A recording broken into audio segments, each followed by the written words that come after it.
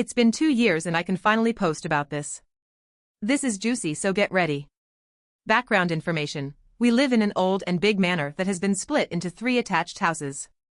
The houses are about 150 years old and were built around 5 huge giant sequoias which were about 200 years old. In the UK, giant sequoias are very rare, and the 2 in our garden up the house price by about £60,000.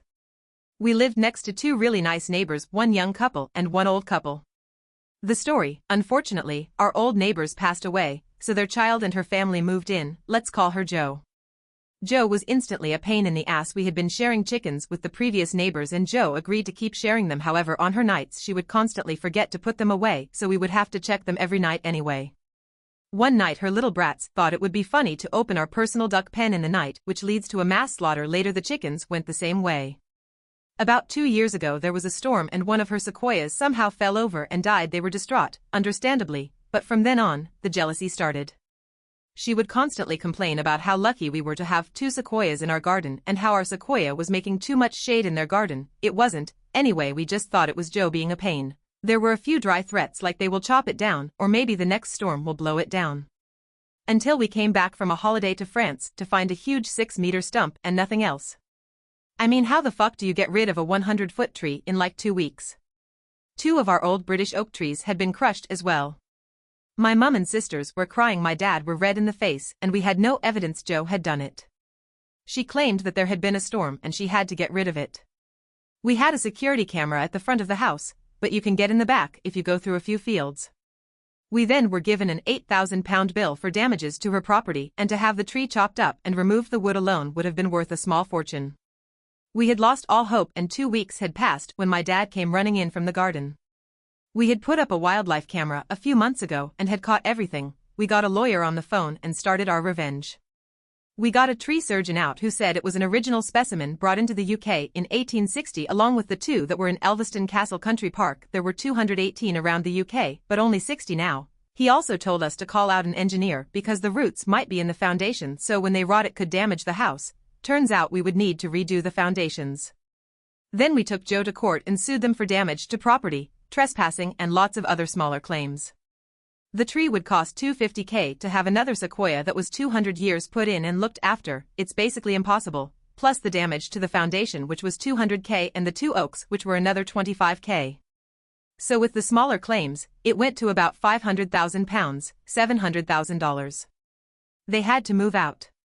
And we have now paid off the mortgage, done a lovely loft and kitchen conversion, and have basically done up the house and garden as well as plant a 60-year-old sequoia tree in the back garden. We also had our kitchen counter and table made from the old sequoia. We now have a new lovely family living next to us who we share chickens, ducks and pygmy goats with. They're very nice and I make a fortune babysitting their kids. Sorry for the essay. Too long, didn't read. New neighbors chopped down original sequoia specimen that 200-year-old and is of the same tree as all to ones in every signal place of note in the UK. Ends up costing them £500,000, $700,000. I'm working on the SPG, but I'm dyslexic. Please tell me where the errors are. Edit. Many of you wanted to hear about the court case, but she didn't stand a chance, and as soon as we revealed the footage to her and her lawyer she gave up. The people who cut the tree down gave us the countertops for free as a sorry. They were truly sorry. The neighbors had a second home, so they just sold the house and moved back to their smaller one. We feel bad for the old neighbors, but we do visit their graves because they were like family. I can't show the footage of the wildlife cam, sorry sad face, but I can show footage we got of hedgehogs. Link. Didn't know where to put it, so I put it on r/ah. Also there was a storm, but the sequoia was unharmed. That's what the video showed. Originally by you/Mr_A. When I was a kid my mom caught me looking at a porn site and I claimed it was a pop-up, but she clearly didn't believe me. A few days later when she wasn't looking I pulled the same site up on her work laptop and hid it behind her browser window and pretended to catch her in the act when she closed her browser and the porn site showed up on her screen. She was flabbergasted and claimed it was a pop-up and I was all yeah right because that apparently doesn't happen, and she apologized for not believing me before. I was fucking diabolical. I 22, went and see with my stepdad in April of 2022 when I found out I was pregnant. I moved in with my husband after I found out. I haven't seen my stepdad in almost 2 years. I went and see with my stepdad because he was mentally, emotionally, and physically abusive to me my whole life. He molested me from the ages of 13 to 15 years old. He sexually assaulted me at age 15. I cut my mother off and went NC about 2 months ago before I had my party for Halloween, which went good BTW. I went NCBC. She would pitch a fit every time her husband wasn't invited to something. She kept disrespecting my home and my boundaries. She kept trying to force me to have my abuser in my life. Yesterday morning at around 8:30 a.m., he showed up to my door. I heard a knock and looked at my Ring doorbell camera. It was my abusive stepdad. He shouted, "Open up, it's me. We need to talk." Keep in mind he has tried to contact me through fake social media accounts and blocked numbers. My Ring doorbell has a feature where you can talk through it.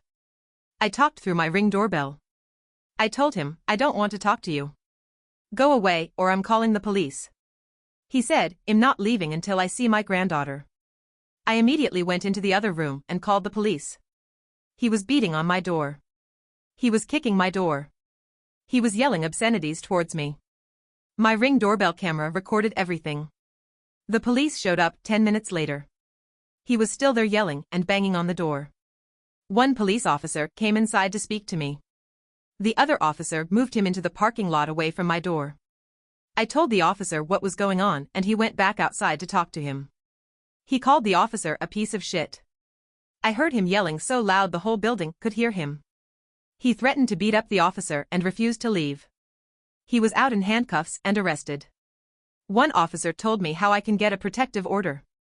Many of my mother's friends, his friends, and people from our family were angry with me for calling the police and spread lies about me on Facebook.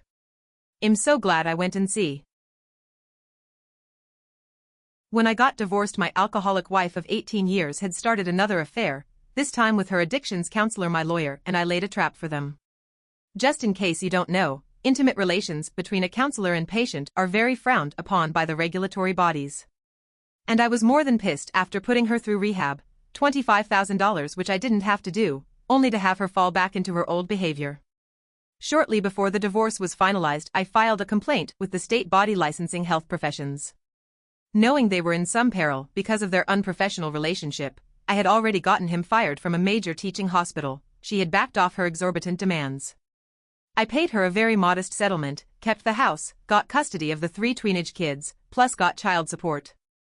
Her lawyer naturally included a clause in the divorce where I had to agree to not say anything negative about her lover and their relationship. But the lawyer fucked up and never asked if I had already filed charges and thus didn't require me to rescind them. Her lawyer had assumed I was just bad-mouthing them to neighbors and friends, and it never occurred to the lawyer that we were doing much more. When the Board of Health Professions responded to my complaint shortly after the divorce was finalized, I told them that it would take a subpoena to get me to testify. A subpoena trumps an agreement in a divorce settlement. They were happy to oblige. They stripped his license and placed him on a register of sanctioned health professionals. He never worked again. They were broke in a handful of years and she divorced him when the money ran out. In the interim, his mother had died, leaving a fair-sized estate, so it took longer than I expected. Oh, and the frosting on the cake was that his wife and I traded notes, notably hotel receipts from the time of their affair, that helped each of us in our respective divorces. Justice was served. I 22F cut off contact with my mother before Halloween. The reason was she is trying to force me to have my abuser in my life. Her husband molested me from the ages of 13 to 15 and raped me at 15. I cut her off after she made a fuss about him not being invited to any of my events or my home. I had enough of her disrespecting me and my boundaries. I haven't talked to her for almost 2 months. 2 months ago, I went and see. I found out she was suing for sole custody. I checked my mailbox last week on Tuesday, the 14th, and I have been served with those papers. I couldn't believe what I saw. I was flabbergasted. I am freaking out. What to do? I brought this to my older sister's attention, my sister from my father's side of the family. She said that she would pay for my lawyer and any legal expenses. I have blocked my mother on all social media. I have had cousins screenshot her posts and send them to me. She is telling her Facebook friends that I'm trafficking drugs in my house, that I'm drunk 24/7, that I'm back on drugs, which I've been sober for 4 years, I'm clean as a whistle. She posted that I'm prostituting. She's telling all kinds of lies.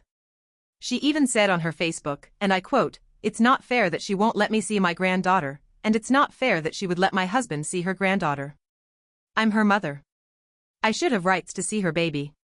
Like the entitlement woman face-palming light skin tone. How would you handle this?